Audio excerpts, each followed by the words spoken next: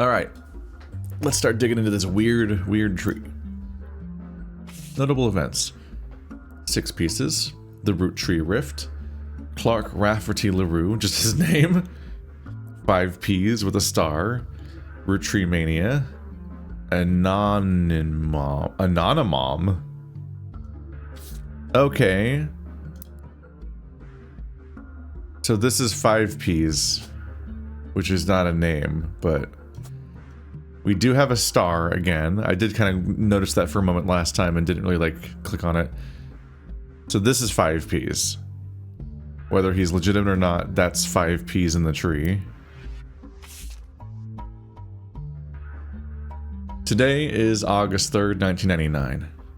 It has been 8 months since you helped Sam Madsen with the research necessary for her book. Sam was true to her word, and paid you an incredibly large sum of money. She never mentioned you by name, however, so you managed to keep a low profile. The Roottrees, on the other hand, have not. Below is a summary of notable events since the book's release, though you can refresh your memory in full detail by searching online. So, how did Clark find me, if I was never mentioned by name? 6 pieces. Sam Madsen's book about Elias Roottree was released in February. It was a bestseller for a few months. At the time, Carl had not yet been replaced. Right, because Clark is the 6th president now. The Roottree Rift. In March, the Roottree company stumbled publicly as they attempted to respond to the book's release, with multiple conflicting press releases and a clear lack of leadership. Because they don't have a president. Clark Rafferty LaRue. Clark was announced as the permanent successor to Carl Roottree and welcomed Sam Madsen to the family officially. The company hired an outside legal group to handle the changes to Clancy Trust. This included any other new questions of lineage. I was being optimistic about Clark, but in this timeline it does come across as it definitely comes across as like in his position of responsibility, this is like a specific outside pressure he has to worry about. 5 Ps. After this announcement, there was a rash of different people claiming to be Rootrees, mostly dismissed as opportunists and scammers. The highest profile of these, by a wide margin, was a rapper named Felix Fellows. Okay. Felix Fellows. Alright. Musician. They're not gonna go specific as a rapper in this. Well, that bit's easy. Who changed his moniker to 5 Ps as a publicity move at the same time. Oh. So he wasn't 5 Ps until then. Okay. 5 Ps is a notable person, blah blah blah. Roottreemania. In another high-profile misstep, Miracle Roottree publicly and vehemently denied that 5 Ps is a Roottree. The Rootree's legal team then offered to do a DNA test to get 5 Ps to drop his claim, and in a moment that caught what seemed to be like the entire world by storm, the test proved he was a Roottree.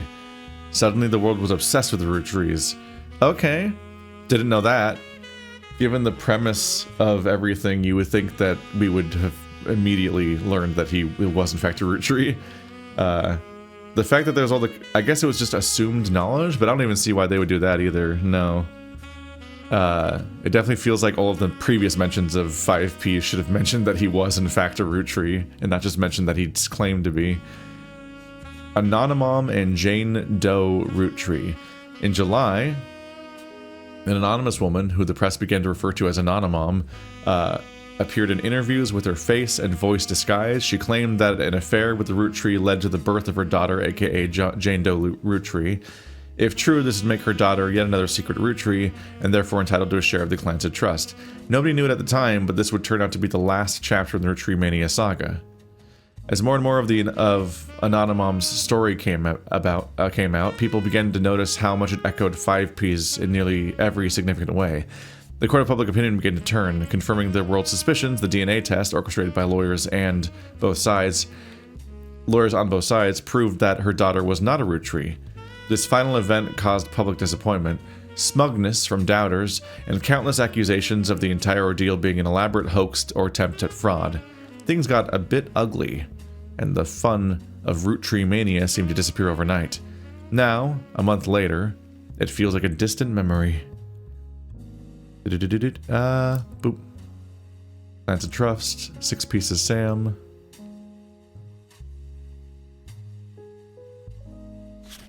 I think I might just add each section of this to a different thing.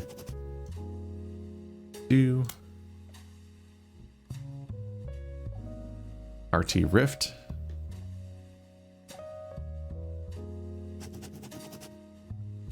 Clark. Since this seems to be like the overall. Is 5Ps in here yet? Not yet. This is like the spine / frame of the entire DLC, seemingly. It feels like I might as well just actually make a page about each of these things. Half of which I already had.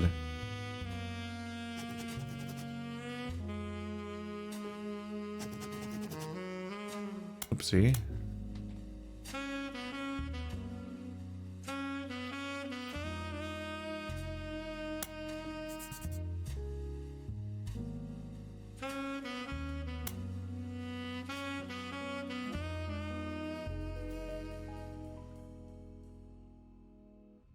Just highlight this part specifically. DNA proved that they were not a Roottree.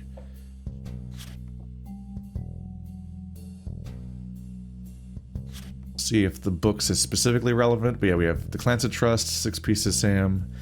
I don't need this mentioned again because we already.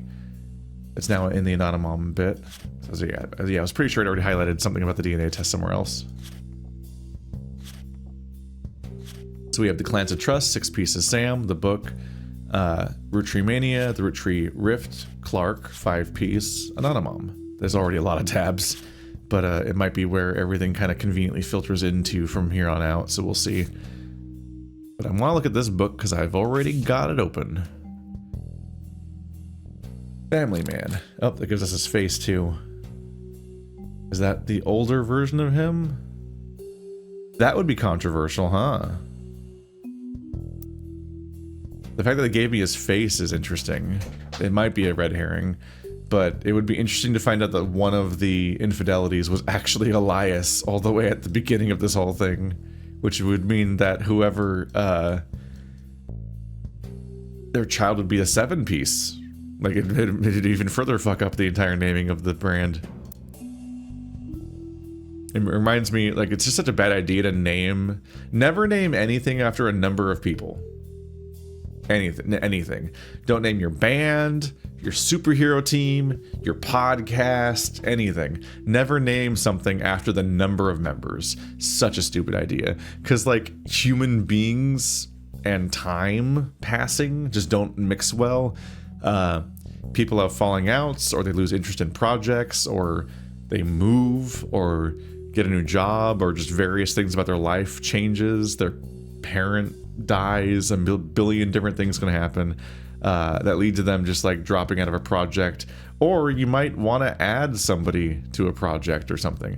So like, it's fine when the Beatles are colloquially called the Fab Four for some period of time, but you don't name them that, you name them the Beatles, because like, it's just a huge, immediately can be a contradictory mess the moment you number something after the number of people involved. Like, we used to have a podcast that was specifically named after how there was 4 members on it, and that was just stupid. Because what if the members change, or people come and go, or lose interest, and so on? It's just a stupid way to handle any project. So right out the gate, basing on your number of kids was just a bad idea. It was just based on that. It wasn't like, it's not like they named the kids I mean, they did also name the kids the 5 Pieces, but it's just a bad idea to. If you name it after a specific thing, then it implies that you might need to change that name if the thing it's based on changes and so on. It's just a bit silly. Family Man, The Roottree Legacy by Bess Williams. The dictionary defines propaganda as information, especially of a biased or misleading nature, used to promote or publicize a particular political cause or point of view. But if they were to replace that definition with a picture, it would be a picture of this book. This book tells you nothing new about Elias, and from what you know of his true feelings towards some of his extended family, you're not sure it tells you anything true about Elias either. The reissue of this book was so lazy that they reused the famous photo of Elias from Business Watch, whose copyright had expired. The best thing it has going for it is that it's only 85 pages long. So we don't learn anything here, except maybe Business Watch. Let's go into periodicals, go to Business Watch. Elias Roottree. This page hasn't been updated for at least 8 months and may now be irrelevant. Elias Roottree was awarded Watchman of the Year in 1936 for his accomplishment of rolling out 5 pieces to a global market. Notes from this article and a scan that someone made of the cover have been added to your evidence. Were they? No. Did I get like this? I must have got the magazine last time because I definitely looked at this before. Business Watch has played host to many Roottree advertisements over the years for many of their products, including 5 pieces to flood the results. Okay, so we can find all old listings, but they're all specifically listed as like, this is old now. That's funny because like this kind of warning just does not exist on real computers. But in our case, it's very helpful to be like, hey, we're letting you read this in case it gives you some kind of context. But just so you know, this wasn't added for this expansion. It's not tied to that. It claims that there's clues to get from here. It could just be the face. Propaganda.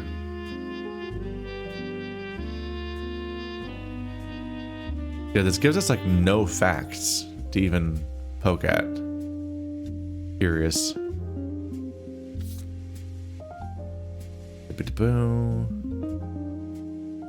Guess we'll start poking at the list of things. Could look into 6 pieces. Just do them in order so I can keep track of how far in I am. 6 pieces. There's an older version. According to the publisher's website, 6 Pieces is an upcoming book by Sam Madsen. There's no further details about its content or release date. There was a page about 6 Pieces, the book that's not out yet in the previous version of the game. That's interesting. Doesn't give you much. I guess if you're really investigating the identity of the person that hired you, you might be able to figure out that 6 Pieces was specific. Like you could find out that Sam was doing this specifically. That would probably blow the case wide open about who hired you, but I don't think there's anything actionable to do with that information. 6 Pieces, Unwrapping America's Sweetest Family by Sam Madsen. Go to 6 Pieces tab. Yeah, technically not named in here, I don't think. Go ahead and delete the vaguer note. And yeah, let's go ahead and look up this in Public Library. I didn't actually copy it. I also keep, because of how people tend to say the format of a book's title and author, I keep putting the title in the top bar and then correcting myself. Published 1999, hardcover nonfiction. Sam Madsen's book was released earlier this year and details the truth about Elias Roottree, as well as Sam's fathers, Edward Clancy Roottree and John Miller. You helped verify her story, so much of the book's core contents are familiar to you. That said, Sam had some sections on other family secrets and rumors, much of which didn't matter to the primary purpose of the book, and some of it is new to you and may be important to your new search. These sections have been added to your notes. 6 Pieces, Unwrapping America's Sweetest Family by Sam Madsen was released in early 1999, and perhaps assisted by the still relatively recent plane crash, shot to the top of the charts. Reviews were mixed, and its time on the bestsellers list was limited to only 2 months. Most reviewers agreed that the core of the book, about Samantha's fathers and struggles they face, was compelling, and that the takedown of the hypocrisy of Elias Roottree was deserved. However, many took umbrage with the timing of the release and the tone of the book, which seemed vindictive. The fallout from the book led to Roottree Company scrambling to release a statement, and due to a conflict of leadership, famously released multiple conflicting official statements over 3 days. This confusing move was referenced in pop culture due to a late-night sketch about Indecisionitis? That's a Colbert Report-ass word. But most traditional analysts have been calling it the Roottree Rift. A few months later, due to Roottreemania, the book re-entered the charts and sold even better than the first time. Let's see. The Roottree Rift. I guess I'll put Indecisionitis in there. Just deeply silly. But we probably look that up. Indecisionitis was a disease coined by a popular sketch show as part of the fake pharmaceutical advertisement for JIT Together. While the segment wasn't fully about the Roottree Candy Company, it was released in the weeks after their bizarre response to the release of 6 Pieces by Sam Matson and references the recent news.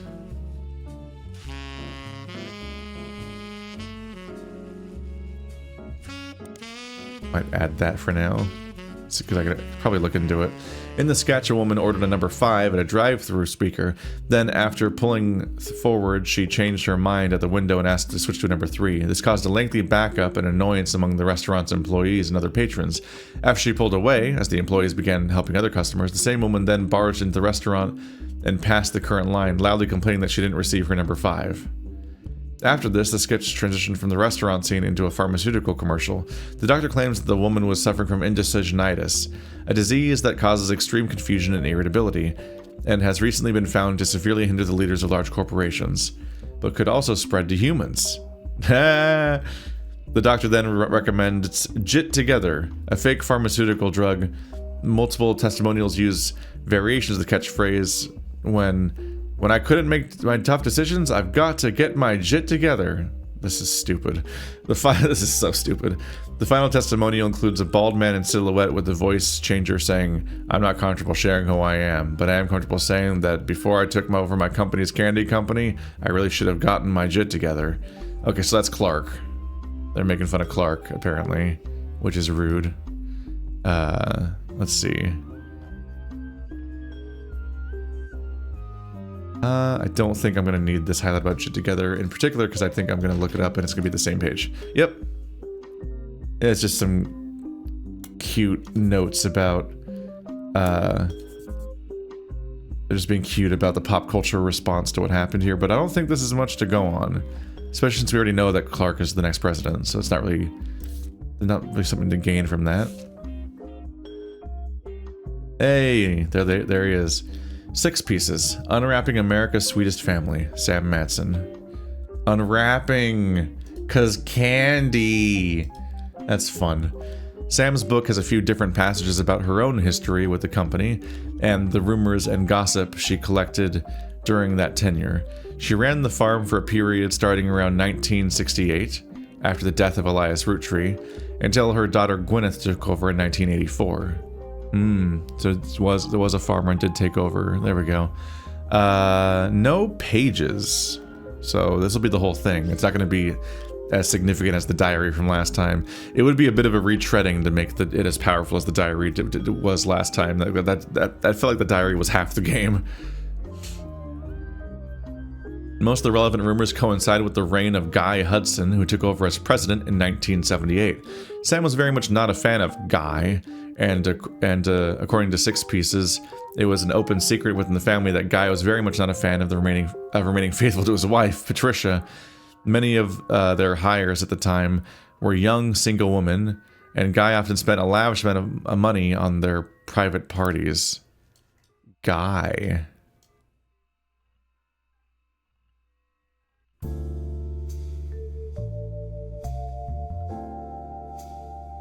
Who's Guy again? Let me review this. he was the 3rd president. Manson, the 4th president. You. So you were not faithful to Patricia. There's him as a little punk. I've never seen that photo. Oh, I never found either of these photos. There was like a little kids chocolate ad with these 2 kids. Or something. It's fascinating to have finished the game and have so many things I literally never found. I wasn't questioning it so much because I actually did have a lot of this filled in. Did I find that one? Wow, it's like the same face. It's so similar, it looks like they painted over the previous ones and tweaked the expression slightly. I think I had a pretty good completion rate overall. But that one siblings chocolate ad I definitely hadn't found. Oh, that. Okay, that's on the cover of the book. So you could have found that book because that's a color copy of this right here, but that's in black and white. And so you could find that book, I guess. I'm once again kind of fascinated by the previous tree. I spent so much time working on this, and I'm like, oh, not only are all the spouses filled in, which were optional, but like, there's just little pictures everywhere that I didn't get. There's gonna be a new Zachariah photo in this, apparently. Okay, so one of you is Guy. Oh wait, there's dates. In 1978. He was president in 1978.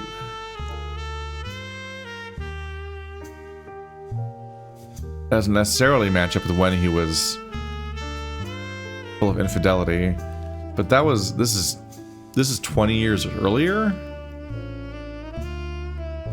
So this is probably Guy Hudson.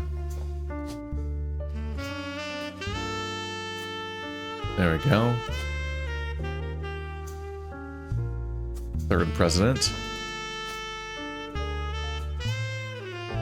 It's interesting that it doesn't let you pick a photo from the existing pool, even though we know these are supposed to be root trees. Like, that's weird, right? These green ones are supposed to be root trees, so you would think that they would use the existing pool of root tree faces and let you pick any of them.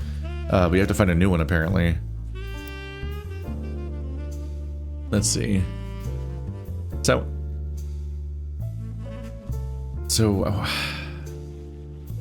I think I just might have to make a new page for Guy. It doesn't necessarily fit anything specific here. Guy RT.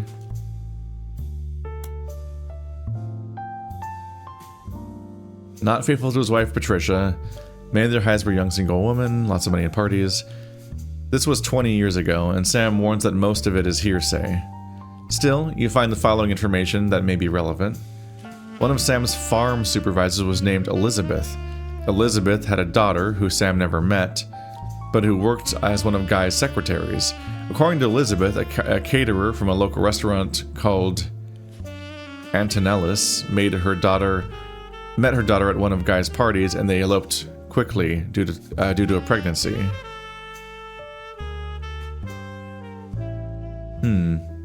Elizabeth wasn't aware that the party was for swingers. Rumor has it that her daughter showed up with Guy and didn't seem comfortable switching partners.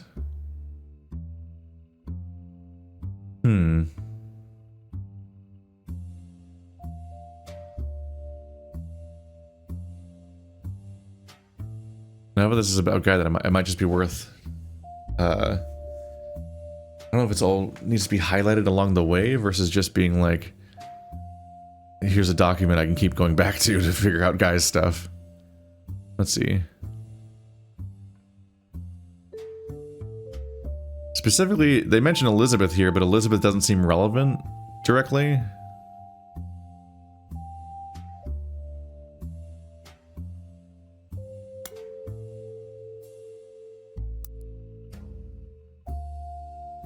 Could be like the first one or something like that. Oh, you can include the Whenever it's an affair, you can include the spouse of the other person. Guy's main positive contribution to the company involved expanding to markets previously untapped by Roottree. However, when he went on trips overseas, they were often for weeks at a time, and Guy was known for spending more time and money on unofficial business than meetings with distributors or manufacturers. It was said that he bribed at least one politician to open a factory in Brazil. That might be relevant. Brazil.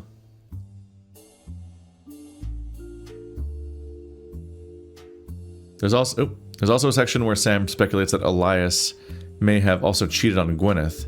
Gwyneth was always much kinder to Sam than Elias was, and was the first to invite Sam to family events. While she had no hard evidence, Sam always got the impression that Gwyneth was able to coerce Elias into allowing Sam back into the family using some kind of leverage, instead of it being a natural course of events. She mentioned that Elias and Gwyneth were known to loudly argue, sometimes about another woman. Sam also says her son Ernie once asked her, "Who is Beth?" because he overheard them yelling about someone with that name. As far as Sam knows, Elias once had a secretary named Elizabeth, a different Elizabeth than the supervisor on the farm. Great, but she never met her. Alright. I think I was on the right page to assume one of them was going to be Elias. Alright, so Gwyneth knew about an affair and they would argue about it, and they used knowledge of the affair as leverage to invite Sam to things.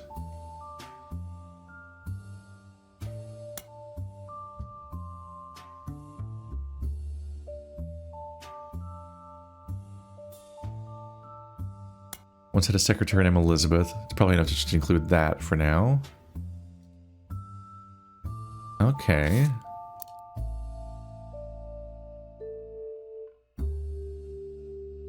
Founded in 1908. 1921, 1940. Okay, that's way too late. So this is going to be Elias Roottree. I think it's especially interesting that this lets you use... There we go. You can use the pool of names from the base game. Because like the new names look like this. But the old names are still listed like this for the Rootrees. So it's weird that you can't use the old pool of photos given that context. Like, they halfway did it. Okay. First president. And this is going to be Elizabeth something. I guess secretary. Although this was likely early enough in their life that I imagine they might have moved on to a different job. You're supposed to use their most recent occupation, but I imagine their story, from our perspective, might not evolve beyond that point. But I guess we'll see. Let's see here. I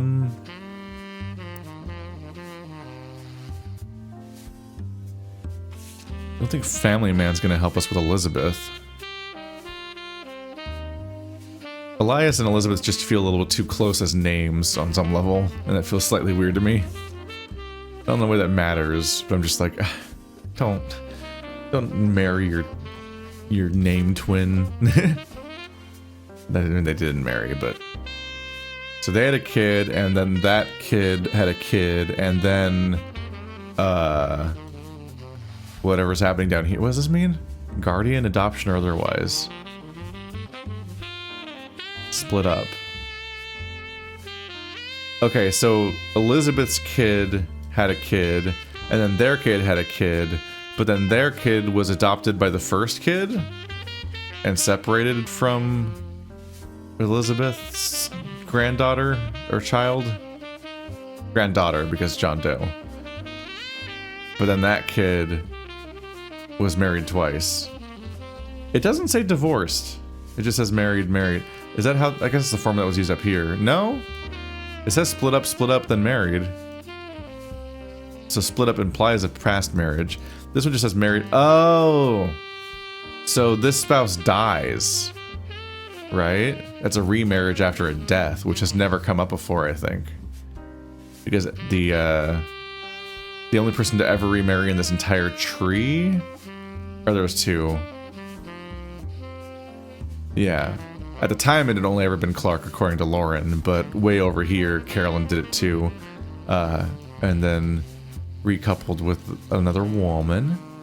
But, yeah. Nobody ever remarried after a death, so we've never had the chart look like that. That's interesting. So that's why it threw me. But that should be what that means. Okay. So, Elias, you were a mess right out the gate. You were a mess right out the gate. Not only did you claimed that everyone with a blood relation should be included, but not only did you include one of your own you excluded one of your own sons intentionally, you also did not extend this deal to actual members of your own family, because that would involve exposing your own infidelity. Which, like, you think that homosexuality is punishable via expulsion from the family, but your own infidelity, you make excuses for yourself there, don't you? The perspective is weird on these two images. This is a way more strong perspective of this being way wider from on the bottom than the top, but this image does not follow the same perspective. That is throwing me off, that they don't follow the same rules there.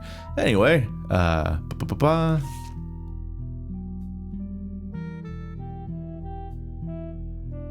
look into Antonellis, because I don't know how else to look. I don't know what to even do here. How do I look up some person named Elizabeth? They're probably done with JIT together. It's really weak pun. There are a large number of Antonellis restaurants. Not because it's a chain, just because it seems to be a common name for Italian restaurants. You may need to use a more local resource if you're looking for a specific one. Alright, buddy. Butler County Times. Antonellis is an Italian restaurant. It has been in the Butler County Times twice. The most recent time was when it closed in 1992. The owner, Rochelle Zimmer, sold the land the building was on, and at the time of the article, she was unsure if the restaurant would move to a new location or if she would retire.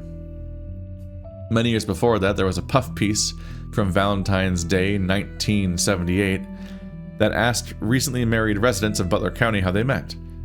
Christine Garland responded. She and her husband Steve, who was a chef at Antonellis, met years ago when she delivered produce from her mother's farm. Ooh. Is that the daughter? Steve used to work extra hours just to be there during her deliveries. Although they grew apart when the restaurant switched suppliers, they reconnected by chance and eloped at the end of last year. Now, she has a bun in the oven, and they're both working as much as they can. She was a secretary, but went back to delivering produce on the weekends. Or she is a secretary. She was a secretary at the chocolate company, but also was doing her old farming job, trying to save up money to move to Boston and open her own restaurant. Okay. So we have Christine Garland is likely the name. Oh, hang on a minute. Not you.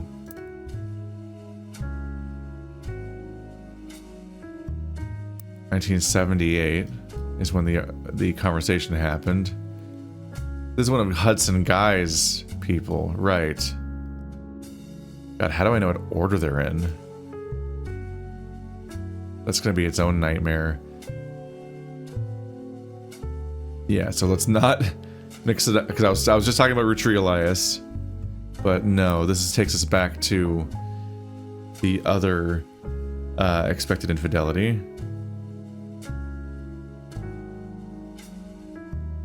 Yeah. Sam's farm supervisor, Elizabeth, had a daughter.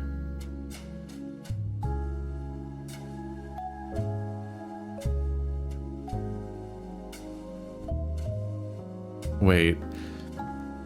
But does this story ever suggest that Sam did anything with the daughter? Because that's what this bit's about.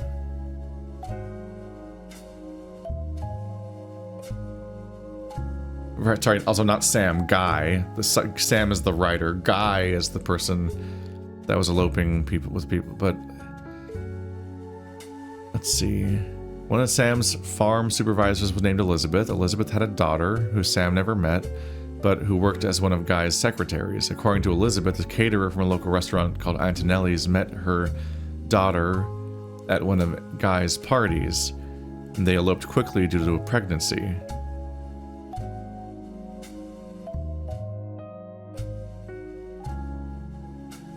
Okay, Elizabeth wasn't aware that the party was for swingers. Rumor has it that her daughter showed up with Guy and didn't seem comfortable switching partners.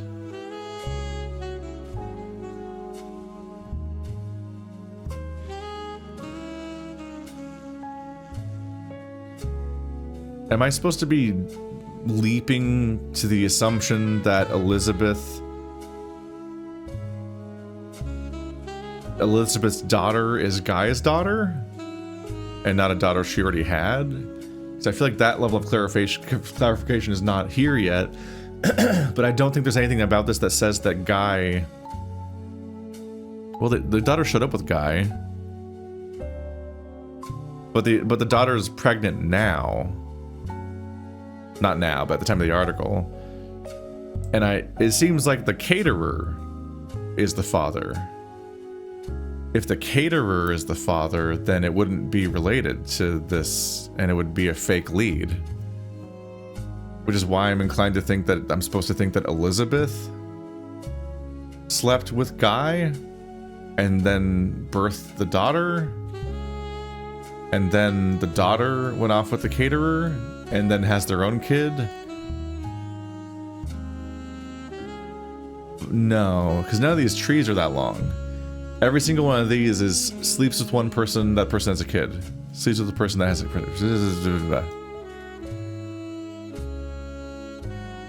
And they're all listed as infidelity. So they're all infidelity, which means that they're all with... Oh, right, it doesn't matter what they're... I was gonna say that they all have to be married. No, they don't have to all be married. Guy's married, so it's always infidelity because he's married already. I'm having trouble keeping all this straight. These are like... Once you're talking about affairs, they are like weirdly complicated scenarios with too many people involved. But we know this is Felix.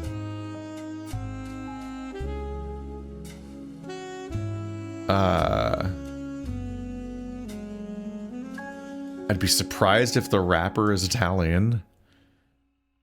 So I'm probably supposed to assume it's a later person. We don't have a lot of timeline to work with so far.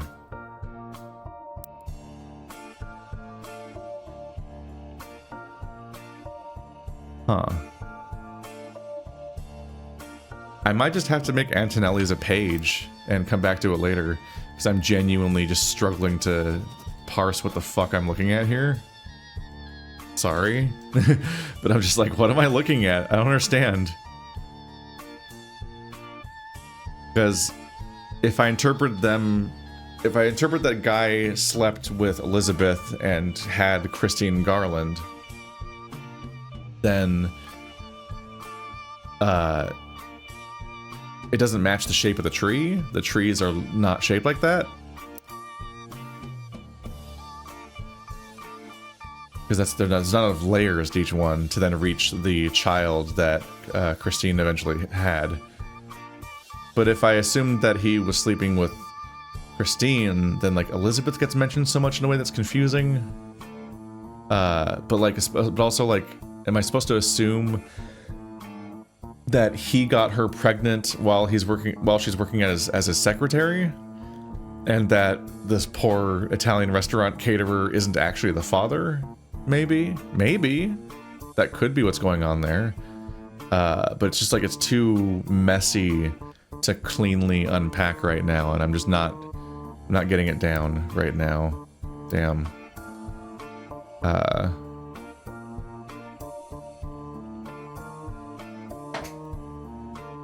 Then you have the owner, Rochelle Zimmer, seems irrelevant to the whole thing. I think it's just another name, but I don't think that's going to come up in our stories right now. Huh.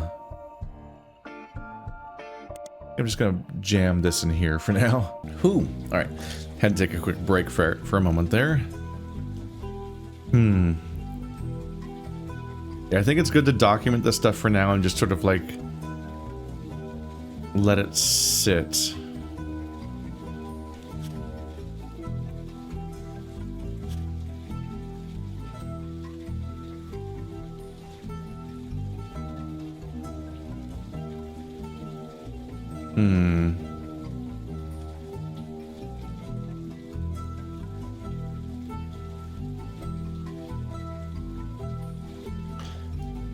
Maybe call it Guy Antonellis, because I'm like, it's related to Guy. Arguably could have been in Guy's tab, actually. In fact, it's basically from that. I guess I really should just not this page. I already have a Guy tab.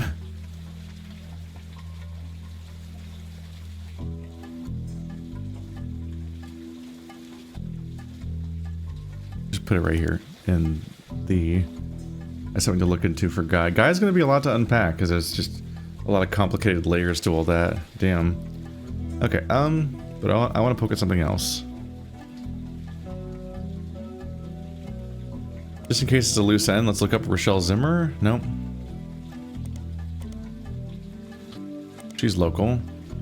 Rochelle and her husband Mark Zimmer have a few mentions in the Butler County Times. Both were local business owners. Rochelle owned Antonellis, an Italian restaurant, and Mark owned a local bookstore called Bookmarks. Both closed in 1992. Mark was also mentioned once in the Butler County Times when he was sued by Steve Garland.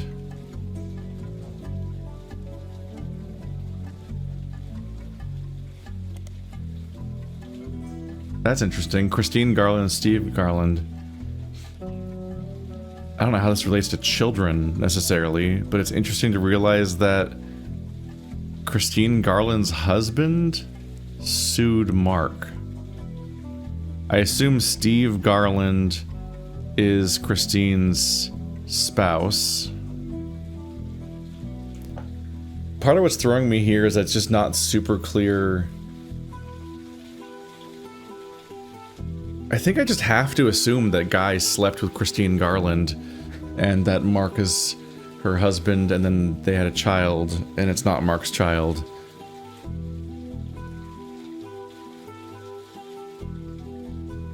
The Steve, did I say Mark a second ago? Steve, that's not Steve's child because it's Guy's child. I don't know why he sued Mark though. Like not his old owner and not Guy, but his old boss's husband. That's strange. Sued by Steve Garland. Steve Garland's mentioned in a couple of articles. The first was an article on how he met his wife Christine when he worked at Antonellis.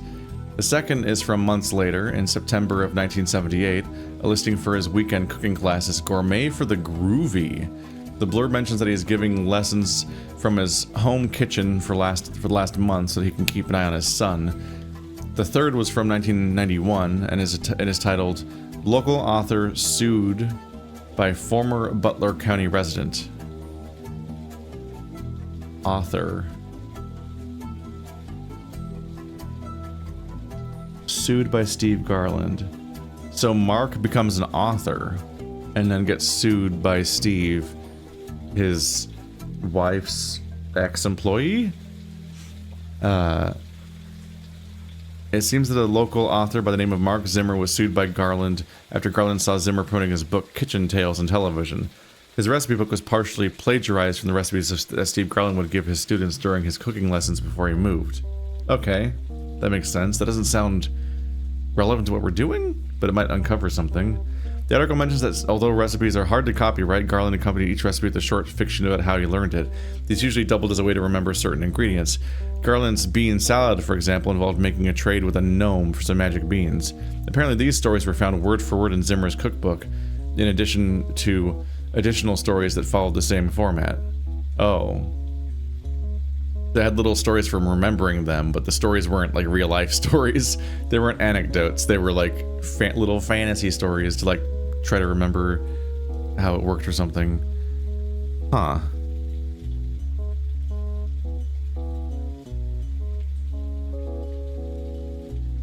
So we can look up gourmet for the groovy. Whenever any book is listed, I feel like I should look into it regardless. Because we probably get a copy of it when I look it up. No? Oh, was that the name of the article? Or maybe the Grizz. Oh, that's this class.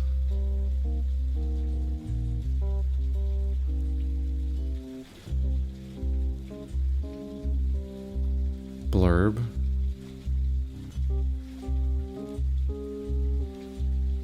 Kitchen Tales was the name of the book.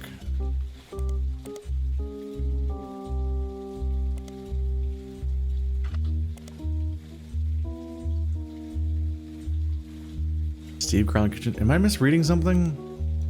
Am I just like bad at this today? I feel like I'm bad at this today. I think the stories are just messier and weirder. Oh, right. Mark Zimmer is... I'm having trouble keeping this fucking character straight. Yeah, Steve Garland is the cook. Mark is the husband of his boss. Yeah.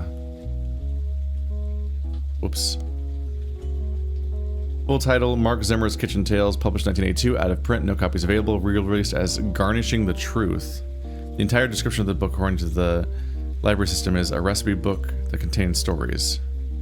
Can I look up, is Garnishing the Truth in print? That, the re-release is not listed? Weird.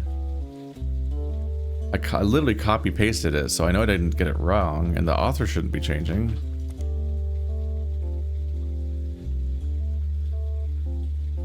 Garnishing the Truth. Garnishing sounds a little bit like Garland, though. What if it did get republished under him as the author? It did, okay. Published in 1994, nonfiction, softcover. The introduction of this book is a series of acknowledgments from the Steve. First is, Christine, thank you for everything. Your support means the world to me. You're the apple of my eye. The second is, for James and Robert, you're becoming amazing men and incredible chefs. I guess I'm a good teacher. The final is to Mark Zimmer. You proved my storytelling approach to recipes could be popular. Without you, this book couldn't exist. When they say re-release, do they mean it literally, or did they like rewrite it because the format was redone or something? I don't know. That's super weird. There's also a foreword by Mark Zimmer. I first met Steve in 1978 when he taught a cooking class. The next I saw him was over a decade later when he was suing me for stealing his recipes. Yes, really. So you might wonder what I'm doing in this introduction. Well, it turns out that Steve and I had more in common than we thought. Instead of settling at a court, we settled at McCarran's Brew House over a game of darts. They said they'd give us the first drink of the night for free for an entire year for mentioning them. At the end of the game, he and I agreed we'd both rather make a ton of money together than spend a ton of money on lawyers.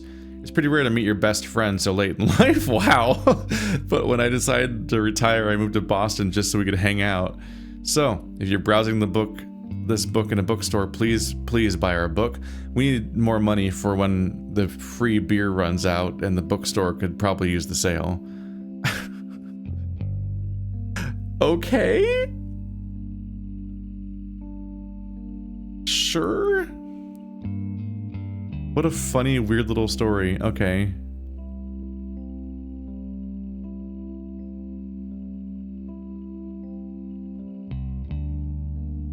Okay, James and Robert, you're becoming amazing men. I think that's the main thing is we're dropping.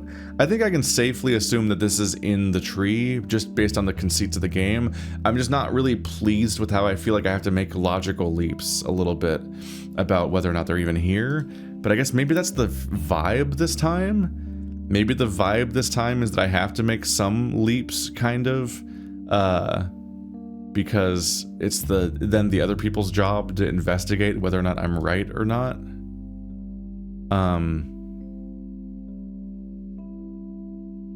These people split up from their... Okay, so out of these options, there are 2 affairs that have 2 kids. And One of them split up, one of them didn't split up. They seem to be happily married. So I think we're supposed to be uncovering that they are secretly related and that they don't know that, I guess. Yeah, Christine Garland. Okay. I'm just gonna go with this. I think that's what the game's going for. It doesn't quite make sense to me. Oh. Christine Garland. Okay. The interface is weird. It doesn't fill the name in on the top of the screen when you're clicking on it.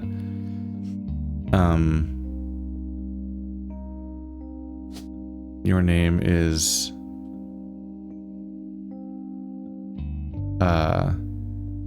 Steve Garland.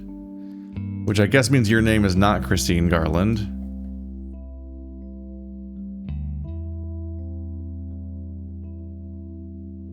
I need to know Elizabeth's name.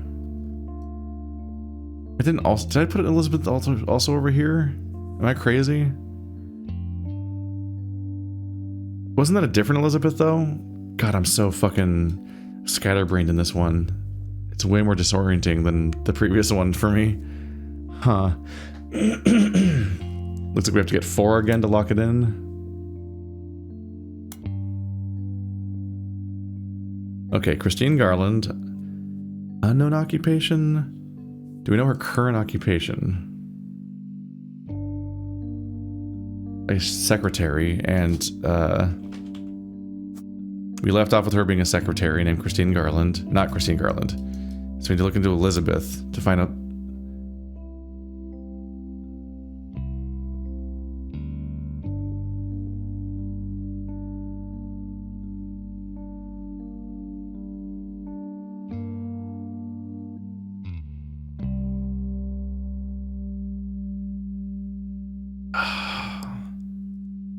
Am I going to be stuck for a while trying to figure out Elizabeth's real name?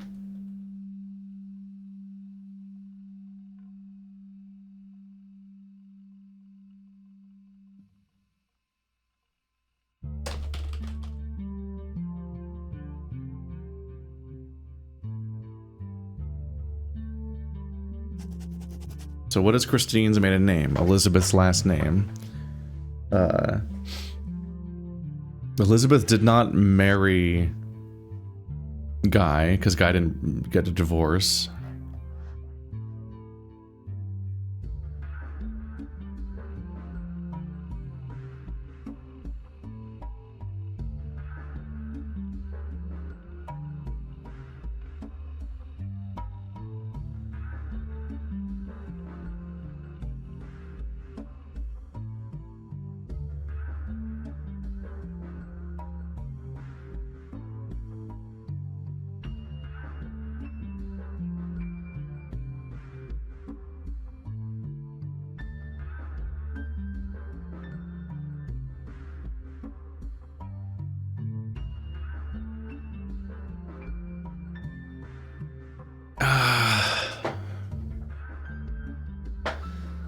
It's not mentioning Elizabeth, like, anywhere. And the story mostly moves on from her at that point.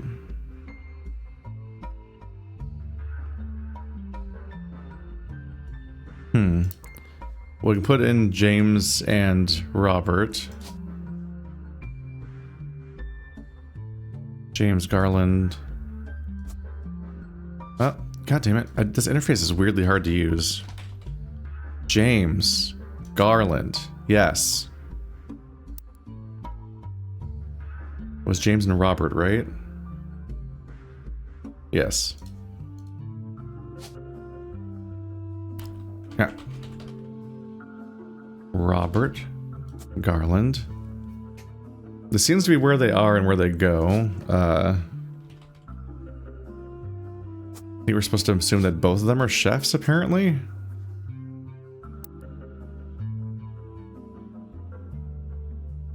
No.